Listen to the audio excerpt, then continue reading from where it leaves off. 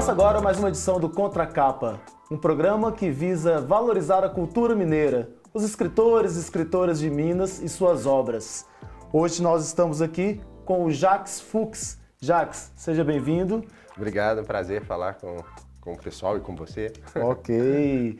Eu sou o tio Flávio e vou conduzir esse programa aqui com vocês hoje. Mas antes, eu vou apresentá-lo já. Eu queria falar para vocês que, para nos acompanhar, vocês podem acessar as plataformas digitais do jornal Hoje em Dia e também a TV Promove, no canal 12 da Claro TV. E olha, nós também estamos na Rádio Web Hoje em Dia e nas rádios Alvorada FM e Difusora AM de Salinas, na Gorutubana de Janaúba. Estamos também lá na Cidade FM de Corinto e Eldorado de Sete Lagoas, ou seja, estamos presentes em várias mídias, você pode nos ouvir, nos assistir, para poder saber sobre a literatura mineira, esse tanto de riqueza que nós temos. E aí a gente vai agora falar sobre o Jacques. O Jacques tem um currículo muito legal, porque é bem eclético, bem diferenciado. Ele é formado, é graduado em matemática, né, com mestrado em ciências da computação, mas ele foi fazer um doutorado em literatura pela UFMG e tem também pela Universidade de Lille, lá na França, e um pós-doutorado pela Unicamp. Ele foi pesquisador na Universidade de Harvard de 2012 a 2014 e autor de 16 livros, se não saiu nenhum da semana passada para hoje.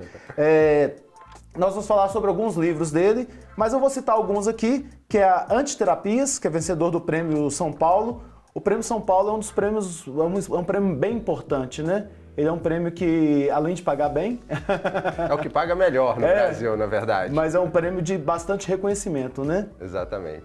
O Meshugá, que esse nome também, né, traduzido do hebraico para o português, significa louco, que é vencedor do Prêmio Manaus. Literatura e Matemática, olha só que interessante isso, que é vencedor do Prêmio CAPES e finalista do APCA. O Enigma do Infinito, que é do selo... Da Maralto. E finalista do Prêmio Jabuti. Também. As Coisas que Não Me Lembro, Sou. Esse aí é vencedor do Prêmio Finilige e finalista do Jabuti. Você anda no Jabuti demais, hein?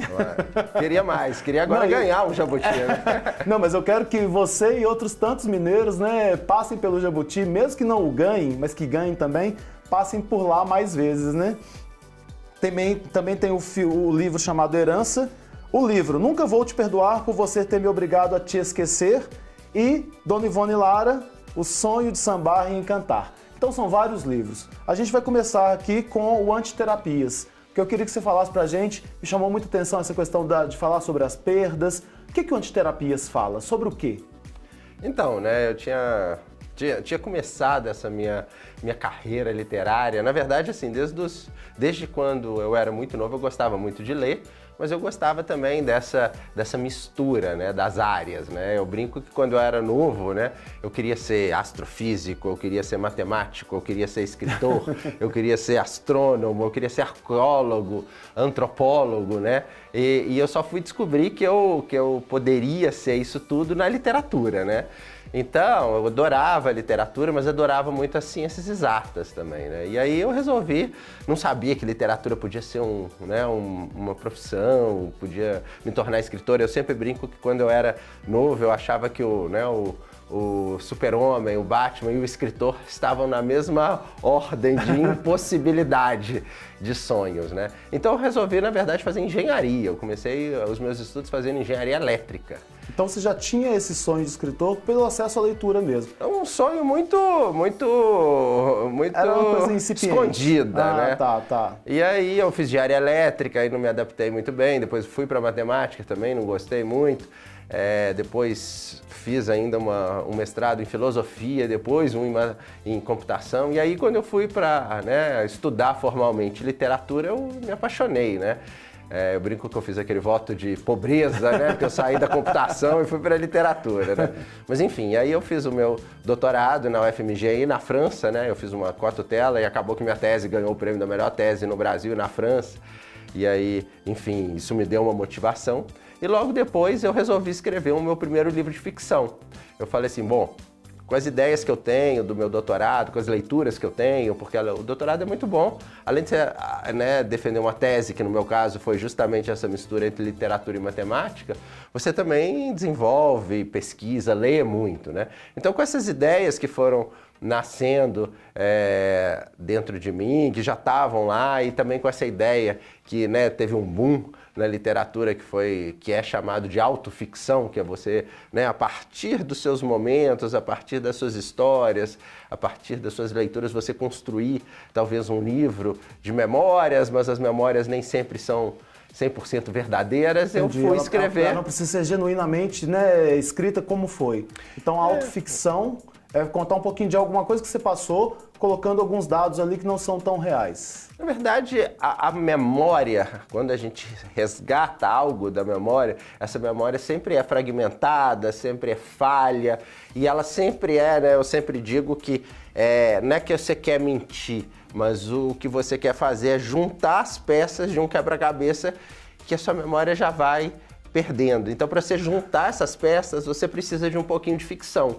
Então, a autoficção é justamente, não necessariamente você está querendo mentir, mas você quer juntar as peças né, desse quebra-cabeça que é a memória, com um pouquinho, né, com um temperinho de ficção. Legal. Então, foi justamente isso que eu me propus a fazer no meu primeiro livro de ficção, que foi esse Antiterapias. E aí eu resolvi contar um pouco da minha história, né? Mas, enfim, falando das minhas leituras, falando também das minhas inseguranças, e é muito interessante que cada capítulo desse Antiterapias é justamente as profissões que eu imaginei ser. Então, o primeiro capítulo se chama Astrofísico, depois tem um matemático, depois tem um escritor, depois tem um arqueólogo, o paleontólogo, o sambista, enfim. E aí eu escrevi esse livro também usando algumas ideias do meu doutorado, trazendo narrativas contemporâneas e clássicas, enfim, e publiquei esse Antiterapias, né? Pois é, você fala de antiterapias, o que tem a ver esse título? Na verdade, a ideia, né, como eu sou também um estudante de psicanálise, um leitor de psicanálise, mais do que um estudante, eu sempre penso que quando você vai contar sua história para um analista, enfim, você conta de uma forma, né? Mas quando você quer escrever sobre isso, a escrita tem uma estética, a escrita tem um trabalho, ela precisa ser algo artístico. Polido. Então, exatamente. Então, de alguma forma, quando você está num analista, você conta a sua história ou inventa a sua história, enfim, de uma forma. Mas quando você escreve, você tem todo esse componente artístico. Então, o nome Antiterapias não é que você é contra uma terapia, mas uma antiterapia que é, enfim, uma mistura das terapias, mas engrandecidas, artísticas, elaboradas de uma forma diferente, né? Acho que a literatura e o escritor é justamente isso, né? Essa capacidade de você voltar ao passado, de você tentar entender o que aconteceu, tentar, né, vasculhar, elaborar, discutir e aí você transformar isso em obra de arte, né? Que foi o que aconteceu com Antiterapias, né? Então esse livro é publicado, né? Eu me lembro que na época só minha mãe leu, né? Enfim. Hoje já teve mais gente? Hoje já teve mais gente, só que aí o que aconteceu... Sua mãe divulgou bem, hein? Não, na verdade não foi minha mãe, né? Na verdade foi justamente o prêmio, né? Que de repente... O prêmio ajuda muito nisso, né? De dar essa visibilidade também. Você era um escritor iniciante. Na verdade, eu nem me dominava em escritor ainda. Né? Porque eu tinha escrito um livro de crítica literária que tinha ganhado um prêmio importante, mas era uma crítica, né? Uma tese de doutorado. E aí, com o Antiterapias, de repente, né, você ganha um dos prêmios mais importantes, o mais valioso em termos financeiros, e aí no dia seguinte você está no Estadão, você está na Folha, você está dando entrevistas e as pessoas começam a se interessar, né? Isso em 2013, né? Acredito que se fosse hoje ainda, o boom ia ser muito maior, porque hoje a gente tem um alcance maior por causa das mídias sociais, né? Mas mesmo assim, foi a partir daí que eu falei, acho que dá para eu perseguir esse sonho de ser escritor. Pois é, você era uma criança, um adolescente que sonhava que escritor era do nível do Homem-Aranha, do Super-Homem, né? Era uma coisa inacessível às vezes. Isso. E aí você passa a ganhar um dos prêmios mais valorizados do país. Isso aí te ajudou muito nessa mudança de pensamento, de se tornar de fato um escritor? Porque assim, às vezes as pessoas escrevem e não se assumem como escritores, né? Não, eu faço uns rabiscos. Ali foi um momento também, ou teve um processo desse reconhecimento, que você vem da academia também, né? Você ainda está na academia? Você ainda é professor universitário? Sou professor da Fundação Dom Cabral. Aham. Enfim, mas eu acho que eu estou mais com o pé na literatura do que na academia hoje em dia, porque hoje eu sou um professor da Fundação, mas mais de cursos de administração, de gestão, alguma coisa mais de liderança e né, essa minha pesquisa formal mesmo, acadêmica, que eu fiz bem diferente. Nos meus pós-doutorados, agora eu uso isso tudo como ferramenta de ficção, né? O que é muito interessante também. Mas eu acho que sim, né? Eu acho que se eu não tivesse ganhado esse prêmio, né? Talvez esse desejo ainda de ser escritor ainda estivesse dentro de mim. Talvez eu não tivesse publicado tantos livros, né? Não tivesse ido para editoras grandes, a gente nunca sabe, né? Do CIS da vida. Mas eu acho que o prêmio foi fundamental para eu me reconhecer como escritor e também para uma certa... Porque o mundo literário, a literatura é um mundo muito difícil, né? Então... Enfim, a gente tem os leitores, a gente tem um livro que é jogado aí no mar, né? Eu sempre digo que a gente joga um livro no mar. Alguém pode pegar o livro, ler e espalhar. Alguém pode pegar o livro e afundar no mar. Então, guardar numa biblioteca e nunca lê-lo, né? Exatamente. Então, eu digo que é um trabalho constante. Eu já estou há mais de 10 anos nessa profissão, né? Com 16 livros publicados e mesmo assim todo dia eu tenho que acordar com vontade de trabalhar tanto na escrita quanto na divulgação, nos contatos com as editoras, enfim. Isso é meio cansativo, né? Para um escritor independente, você tem que fazer muitas coisas, de achar a editora, de fazer com que a editora acredite no seu projeto, mesmo tendo prêmios, uma carreira já, né, desenvolvida, é cansativo, né? Na verdade, assim, acho que todo escritor, né, é independente, né? Enfim, eu tenho as editoras que publicam meus livros, enfim, mas é sempre também, as editoras também, a não ser que você seja um grande superstar em qualquer coisa que você fale, as pessoas têm interesse em ouvir, mas mesmo as editoras que me publicam, tem temas de livros que eu escrevo que não são de interesse. Não estão interessadas neste momento. Neste momento. Então é sempre difícil, mas enfim, eu gosto da escrita, gosto da conversa com os leitores, gosto do feedback das leituras, das resenhas, de conversar sobre literatura. Bom, e assim como toda profissão, tem as coisas que são difíceis, que estressam, que angustiam, né? Me conta uma coisa para a gente poder aproveitar bastante essa fala aqui. Sobre esse livro, Literatura e Matemática, ele foi o tema do seu doutorado. Exatamente. Né? Que é que você consegue... Porque a gente acha que as coisas são separadas e, na verdade, elas têm muita comunhão, né? Quando você fala que fez matemática, fez engenharia, estava na área de exatas, passou para literatura, as pessoas se chocam. Eu vi várias entrevistas das pessoas falando como que você está em tantas áreas, mas às vezes elas são até complementares, né? Ou te ajudam, né? A matemática te ajuda no pensamento X para você ir para a literatura e vice-versa. O que é que esse livro de literatura e matemática tem a ver? O que ele fala? Na verdade foram meus estudos, né? Durante 4 anos, né? Que eu fiz aqui na França. E esse livro também ele é conjugado, ele é casado com o meu livro, talvez que seja o mais vendido, que se chama O Enigma do Infinito, que é uma versão para jovens, uma versão mais palpável, palatável do literatura e matemática, né? Então a ideia é justamente pensar nos argumentos, ideias, estruturas e conceitos matemáticos que foram aplicados na literatura. Então, por exemplo, eu comecei meu encanto pela literatura quando eu lia Jorge Luiz Borges. Com 15 anos de idade, eu comecei a ler Borges e eu não entendia nada, né? Tem 30 anos que eu estudo Borges, tem 30 anos que eu continuo sem entender. Deus, ainda vou entender um dia, será? Acho que não, e desconfie se alguém falar que entende a obra completa do Borges.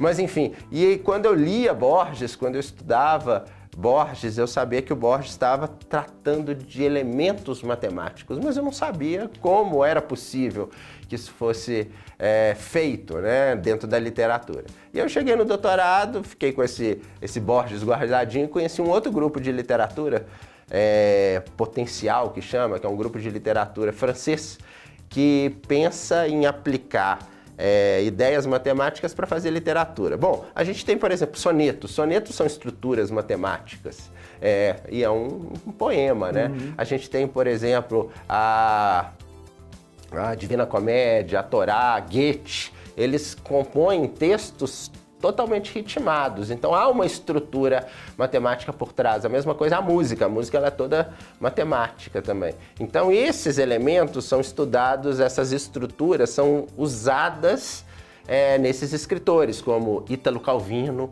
que foi um membro desse grupo, Oulipo, Georges Perec, que é um cara que eu trabalhei bastante, que é um escritor francês maravilhoso, Raymond Queneau, enfim, esses caras usaram de estruturas matemáticas para fazer a literatura. Já o Borges, ele, na década de 40, ele leu um livro que era um super best-seller da época da matemática, chamada Matemática e Imaginação, e a partir daquilo ele se encantou tanto com os enigmas do infinito, os paradoxos, os conjuntos contáveis e não contáveis, a ideia da impossibilidade de você alcançar os números, a ideia de você pensar em números reais, imaginários, irracionais. Então, a partir das ideias e conceitos do infinito, o Borges resolveu usar isso dentro da literatura dele. Então é muito bonito. Então, literatura e matemática e o Enigma do Infinito falam sobre esses escritores, Borges, Perec, Ítalo Calvino, Lewis Carroll. Lewis Carroll é o pai, né, o pai do Alice no País das Maravilhas. Ele que escreveu o Alice no País das Maravilhas. E o Alice no País das Maravilhas é um livro de matemática e lógica, porque o Lewis Carroll era matemático e lógico. E ele escreveu esse livro para ensinar, entre aspas, crianças ou jovens a respeito da lógica, a lógica do nonsense. Então esse livro, por exemplo, eu trato muito dele, eu escrevi o prefácio de uma nova edição que saiu agora, então eu gosto muito de pensar na lógica, né, na lógica do nonsense, no Alice, nesses livros e nesse universo, e eu trago nesses meus 2 livros. É interessante que a gente precisa muito disso no dia a dia, porque a gente está perdendo muito, né, nas escolas, inclusive, o pensamento lógico, né? A gente já está perdendo o acesso à leitura. Muitas vezes o jovem já não tem mais esse gosto pela leitura. Isso não é uma lamentação, é uma constatação, né? A gente teve uma pesquisa recente falando que os estudantes brasileiros são os menos criativos, ou estão entre os menos criativos, e a gente precisa de referencial mesmo, né? E aí quando você fala da literatura com matemática, o provocar esse pensamento lógico, isso deveria ser algo que a gente trabalha desde cedo, porque você começou a ler muito cedo. Qual foi a sua maior influência? Família? Meu pai sempre foi um grande leitor, então, né, todas as famílias têm suas questões lá, e meu pai, enquanto as coisas aconteciam, ele ficava lá lendo, tranquilo. Então aquilo sempre me chamava atenção, né? Uhum. Ele até me falava para eu ler, mas enfim, as coisas que os pais falam, muitas vezes a gente não escuta. Mas ao ver aquele exemplo, né, que ele lia tranquilo, com, né, um olhar sereno, uma calma, e às vezes a gente o chamava e ele nem... Ele estava no mundo do livro. Demorava para responder, né? Inclusive agora, ano passado eu publiquei um livro com o meu pai, né? Que em 2017 meu pai, né, inspirado pela minha obra, né? Ele falou, eu vou escrever um livro também. Mas ele não havia escrito nada ainda? Não, só que publicado? Também nada. Só que aí o que ele queria? Na verdade, ele queria me contar a história dele, né? Porque, enfim, a minha família viveu um trauma lá quando o meu bisavô veio para o Brasil, a minha família toda é judaica, então foi sempre muito perseguida. Meu bisavô foi assassinado num pogromo. Um pogromo é o que aconteceu exatamente, né, no dia 7 de outubro do ano passado. Isso acontecia com grande frequência na Europa. Muitas pessoas eram mortas, estupradas, enfim. E aí, só que essa história perpetuou em silêncio na minha família. Então, meu pai, a relação dele com o pai dele foi uma relação sempre muito silenciosa. Meu avô era um cara muito reservado, fechado, eu nunca soube da história, enfim. Em 2017, meu pai resolveu contar algumas histórias dele, assim, algumas memórias dele próprio e do meu avô também. E aí, enfim, eu falei, pai, mas para fazer uma literatura você tem que reescrever. Ele falou, Isso eu não vou fazer. Isso Bom, você faz. Isso em 2021, né? 2020 viemos todos a encarar a possibilidade real da morte, né? De uma morte em massa. Aí eu falei, vou pegar esse livro do meu pai e vou trabalhar. E aí eu trabalhei esse livro do meu pai, com o meu pai, transformei esse livro, na verdade sou eu escrevendo as memórias do meu pai, na voz do meu pai, contando a história da família, e nós dois assinamos. O livro se chama Meu Pai e o Fim dos Judeus da Bessarábia. Então, esse livro é super querido, né? E é um livro, enfim, que eu conto a história, né? Que nós contamos uma história, nós dois assinamos. Enfim, e ele é um livro que trata desse meu novo projeto literário, que é esse projeto da escrita, da transmissão do trauma e da transmissão silenciosa, dos silêncios, né? Acho que todas as famílias têm isso, né? Essa dificuldade de conversar, essa dificuldade de nomear, de falar. Em famílias, sobretudo, que tiveram traumas, né? Então eu trato disso no Meu Pai e O Fim dos Judeus da Bessarábia, trato disso num livro que se chama Herança, que é um livro que fala sobre o trauma geracional. Então eu trago 3 gerações de mulheres e como elas trabalharam, conversaram, exploraram o trauma da avó, que passou para a filha e passou para a neta, sem nunca ter sido dito, mas ter sido, né, recebido por meio, através do silêncio. Trato disso também no As Coisas de Que Não Me Lembro Sou, que são justamente as coisas que a gente não se lembra, mas que são marcadas e marcam a gente. Que formam, né? a gente mesmo, né? E nesse último livro que se chama Nunca Vou Te Perdoar por Você Ter Me Obrigado a Te Esquecer, né? Então eu digo que esses 4 são a tetralogia da transmissão pelo silêncio, que é o meu novo projeto, né? Que agora finalizou a tetralogia, né? Com esses 4 livros. Então eu A gente tem muito isso em Minas, né? As pessoas, a gente teve uma escritora que falou sobre essa questão do silêncio, os mineiros amam em silêncio, né? Que às vezes não sabe falar eu te amo, mas que demonstram de outras formas. O silêncio, ele é poderoso, né? Para poder ensinar também. Na verdade, o silêncio, né? Ele se transmite muita coisa, né? Talvez o que a gente estuda nessas questões do trauma transgeracional é que quando as pessoas conversam, quando as pessoas elaboram, há uma tendência maior a romper o trauma, né? E se a pessoa não fala, né? Se a pessoa esconde achando que daquela forma ela não vai passar aquilo, o que a gente percebe é que é justamente o contrário, isso perpetua por várias e várias gerações. Ok. Agora nós vamos falar do infantil, ou dos infantis. Vamos lá. Eu falei sobre a Dona Ivone Lara e o sonho de sambar e cantar. Você falou comigo que já tem outros 2 anteriores que você fez infantis, que são sobre... Fala pra mim quem foram as personagens. Então, durante a pandemia, né, eu falei assim, puxa, eu não vou escrever livro adulto, Pesado, não, né? A vida já tá pesada demais, respiro. né? E aí eu já tinha o Enigma do Infinito publicado, foi adotado por várias escolas, e aí eu resolvi... Eu acho que a grande questão da literatura juvenil, infantil, mas que é uma literatura para todo mundo, meus livros são lidos por todos, né? É justamente a possibilidade, o convite ao lúdico. Então eu resolvi, durante a pandemia, fazer um projeto de biografias. Então eu resolvi biografar pessoas interessantes, importantes, mas com um olhar, né, apesar das histórias serem pesadas, um olhar leve, lúdico. E aí eu fiz esse projeto, que está começando a sair agora os livros, né? Então o primeiro que eu escrevi, que foi publicado, se chama Mary Anne e o Pum dos Dinossauros. Mary Anne era talvez a mais importante paleontóloga que descobriu, de fato, a origem dos dinossauros, mas ela teve as descobertas roubadas pelos homens, pelos cientistas. E aí eu conto a história dela, que é uma história que está sendo resgatada muito recentemente. Ela é lá de 1850, na Inglaterra, enfim. Então eu conto essa história de uma forma muito, muito leve. E é muito interessante porque esse narrador, ele põe o dedo na ferida. Não é um narrador biógrafo adulto que se exime de comentários e pensamentos. Esse narrador, ele coloca o dedo. Isso você não poderia ter feito, né? E aí logo em seguida eu fiz o livro que para mim o livro mais importante da vida é o Grande Sertão Veredas. E eu sempre tive esse carinho, afeto. E aí resolvi escrever também a biografia do Rosa e do Riobaldo. Rosa Riobaldo, né, do personagem do Grande Sertão Veredas. Esse livro se chama As Fábulas do Fabuloso Fabulista Joãozito.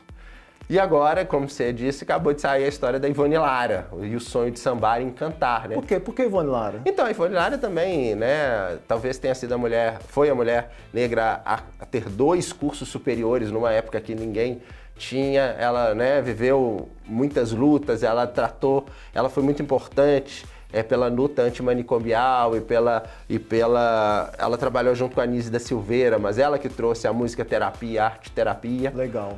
Meu irmão é, né, uma pessoa com deficiência, então eu sempre acho super importante esse afeto e carinho que a música terapia, a arte terapia trazem. Isso a gente deve a Ivone Lara. E é engraçado que a gente não faz essa ligação dela com a Anísia também, né? Muitas das vezes, porque até no filme, que tem um filme, Anísia, a Voz da Loucura, se não me engano, No Coração da Loucura, não tem nenhuma citação sobre o papel da Ivone Lara ali, né? Então, é justamente isso que o livro traz, resgata, que é tentar, né, a gente tem que estar empenhado nessa luta antirracista, de resgate mesmo, de não apagamento, então, né? a música terapia, a arte terapia se deve a Ivone Lara. Maravilha. A Anísia estava lá, mas todo mundo foca na Anísia, né? Enquanto a Ivone, porque a Ivone Lara, em teoria, eles dão um foco só no samba, né?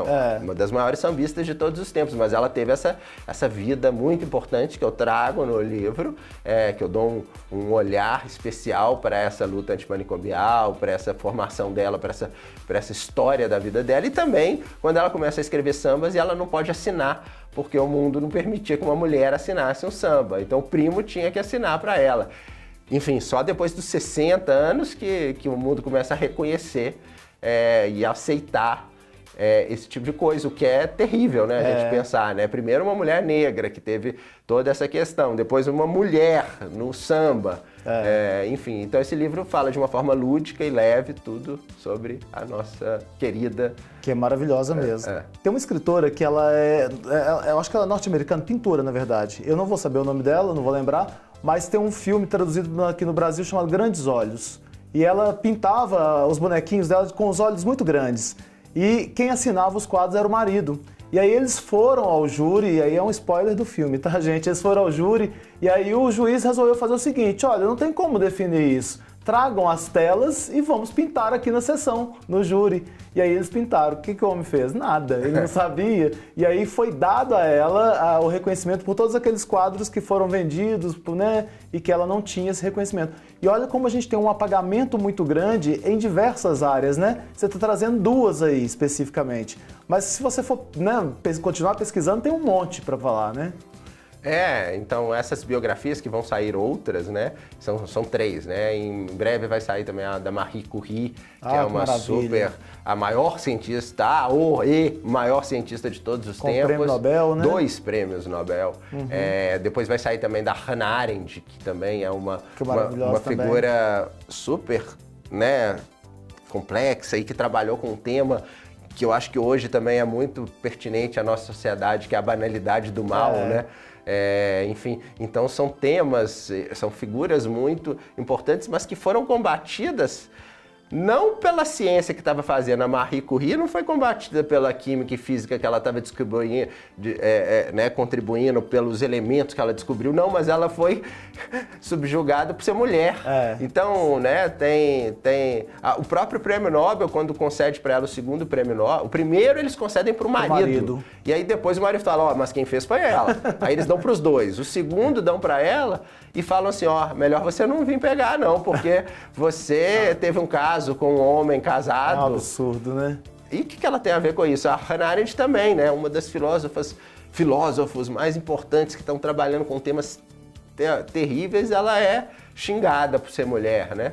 Pois então... o dela eu quero ler para você ver aquele dedo lá na ferida, porque esse aí muitas vezes é necessário colocar esse dedo na ferida e as pessoas às vezes se esquivam, né, de fazer isso. Então tem um olhar realmente distante, faz ali en passant, mas não traz de fato o que aconteceu, né? O que de fato tem que ser falado. Ô Jacques, a gente vai então encerrar essa nossa conversa, te agradecendo muito por participar aqui com a gente, falando que o seu trabalho é um trabalho essencial para que a gente possa fazer igual seu pai fazia, né? Descobrir novas viagens, entrar por novos mundos, porque a literatura nos proporciona isso. E eu queria que você, para que a gente pudesse encerrar, falasse aí sua última fala, sua última mensagem, mas deixasse também para a gente um contato, onde que a gente pode fazer contato com você, como adquirir os seus livros, porque nós falamos de alguns, tem outros diversos que, né, as pessoas podem conhecer, então a palavra é sua. Bom, foi um prazer, uma alegria conversar. Eu sempre digo que falar sobre literatura é o que me dá mais prazer. Então, obrigado pelo convite. Bom, eu estou sempre nas redes sociais, né? Então podem me seguir lá, @JacquesFux. Meus livros vocês acham online também, né? Nas livrarias digitais, nas livrarias mineiras aqui lá da Savassi, né? Genipapo, Quixote. Ótimo. Vocês sempre acham meus livros também, comigo também, se quiserem autografados. Bom, estou sempre circulando e sempre animado, né? E, enfim, outros livros vão sair em breve. Agora está no forno um que eu adoro também, que mistura literatura, matemática, paradoxos, que se chama Um Labirinto Labiríntico. E aí, os títulos também são maravilhosos, são maravilhosos. Né? E aí eu coloco Borges e o Minotauro nesse labirinto. Gente, mas é muito viagem, né, para poder fazer porque você mistura muita coisa na literatura. E isso deixa você motivado, né, a escrever, e as pessoas elas vão tendo uma descoberta fantástica, porque não é pegar uma coisa do início ao fim, mas é uma mesclagem, né, de várias coisas que te deixam bem mais ricos. É isso mesmo, eu acho que o escritor é isso, é o cara que gosta de beber, abraçar todo o conhecimento. Então, ele gosta da matemática, da biologia, da arqueologia, da paleontologia. Eu sou esse cara, né, que gosta da antropologia, gosta de tudo, né? Por isso que o Antiterapias tem tantas ideias do que eu queria ser, e hoje eu estou realizando todas elas, escrevendo um livro sobre paleontologia, sobre samba, sobre labirintos, enfim. É isso. Ô, gente, olha, obrigado por vocês ficarem aqui com a gente e encontramos no próximo programa Contra a Capa.